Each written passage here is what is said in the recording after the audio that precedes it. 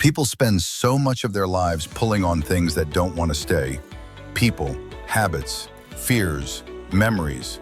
But the real pain begins the moment we fail to notice how tightly we are tied to what hurts us.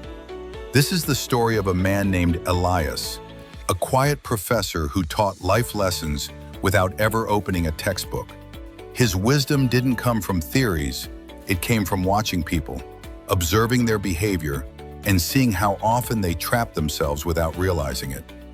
Every Saturday morning, he walked with a small group of students through the old part of town. The roads were narrow, the shops smelled of spices and wood, and the locals greeted everyone with warm nods. It was the perfect place. Life moved slowly enough there to reveal its truths. One morning, as they walked past a grain shop, a strange scene caught their attention. A young farmer struggled with a stubborn goat.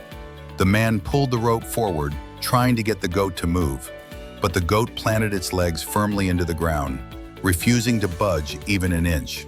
The harder the man pulled, the harder the goat resisted.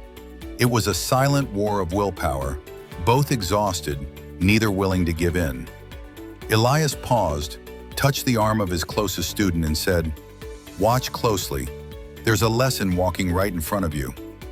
The students gathered. Some laughed at the scene, some were confused. Elias asked gently, "Tell me, who do you think is tied here? The goat or the man?" One student quickly replied, "The goat, obviously. The rope is around its neck. The farmer is in control." Elias smiled, but it was the smile he gave when he knew someone was only seeing half the truth. "Observe again," he said softly. He walked toward the farmer and asked politely, "May I?" The farmer shrugged. "If you think you can move this thing, go ahead." Elias didn't pull the rope. He didn't try to drag the goat. Instead, he did something simple. He loosened his grip and let the rope fall from his hand. The goat blinked, surprised that the pressure disappeared. Then, without hesitation, without even looking back, it ran off toward a patch of grass nearby. The students gasped. The farmer slapped his forehead. The rope lay on the ground, useless. Elias turned to his students. "Now tell me," he said, "who was actually tied to whom?" The street fell quiet. "The goat never wanted to follow the man," Elias continued. "It only stayed because the rope forced it to stay. But the man, he chased it. He struggled. He clung to the rope as if the goat's cooperation defined his worth." He paused and let his words settle. We are exactly like this man. We believe we're holding things in place, relationships that drain us, habits that destroy us, fears that haunt us.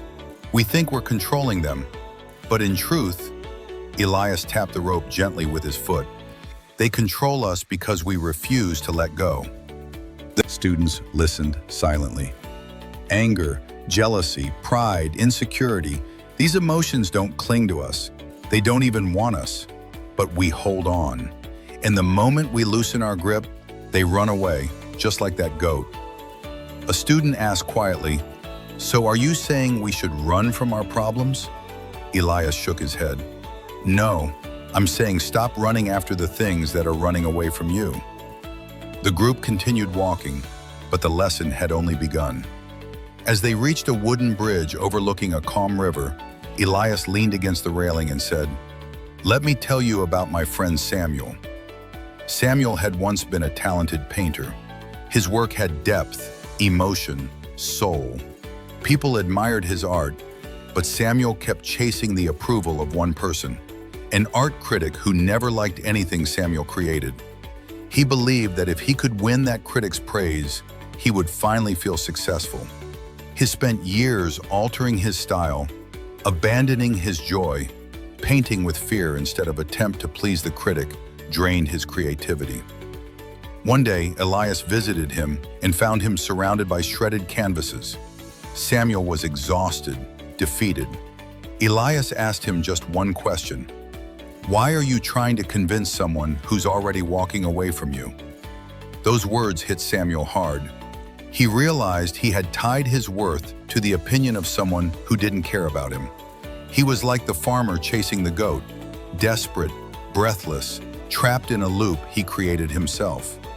The moment Samuel stopped trying to impress the critic, the moment he let go, he rediscovered his art. His paintings came alive again. People started appreciating his work, not because he chased their approval, but because he returned to who he truly was. Elias turned to his students. When something is meant for you, you won't need a rope to keep it close. And when something isn't meant for you, no rope will ever hold it. The group kept walking until they reached the town's edge. Birds sang softly in the trees. The air felt calm and peaceful. Elias spoke again, this time gently. You know what's funny? People think they own the things they cling to, but very often it's the other way around. Our fears manage us. Our attachments define us. Our need for validation becomes our prison. One student asked, "Then how do we find freedom?" Elias smiled. By recognizing when we're holding a rope that shouldn't be in our hands. Freedom begins the moment you loosen your grip. He continued, "You don't need to chase people who don't see your worth. You don't need to hold on to emotions that poison your heart. You don't need to cling to memories that steal your peace." The students absorbed every word. Life becomes lighter the moment you choose peace over pressure, Elias said. He pointed to the distant hill where the goat grazed happily, free and unaware of the chaos it had caused. That goat didn't hate the man. It just wanted to live its truth, not be pulled into someone else's path. He looked at the students, one by one. In the same way, the things you chase might not be meant to walk beside you. Letting go doesn't mean you lose. It means you finally stop losing yourself. The group fell silent, each student lost in deep reflection. Finally, Elias ended the walk with a simple message. Choose what brings peace. Release what brings pain. Some things are not worth the rope. A gentle wind brushed past them, as if agreeing. And that day, each student walked away with a new understanding, not about philosophy, but about life.